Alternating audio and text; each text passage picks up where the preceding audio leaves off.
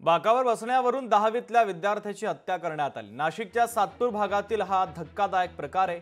ज्ञानगंगा या खासगी क्लासमधील धक्कादायक घटना असून मृत विद्यार्थ्याचं नाव यशराज गांगुर्डे असं आहे। यशराज गांगुर्डेला वर्गातल्या दोघांकडून मारहाण करण्यात आली। नाशिकच्या सातपूर पोलीस स्टेशनमध्ये आता या प्रकरणाच्या संदर्भात गुन्हा दाखल करण्यात आलेला आहे, तर पोलिसांनी अधिकचा तपास सुरू केला आहे।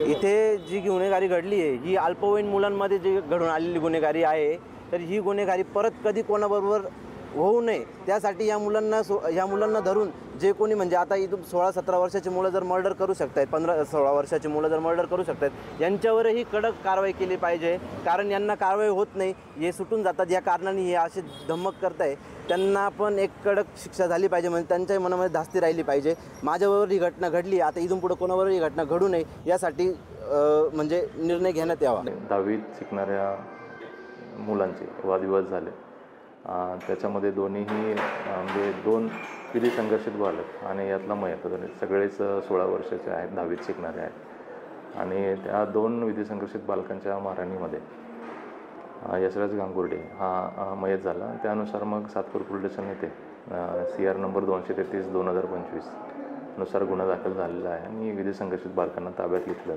चौकशी आहे।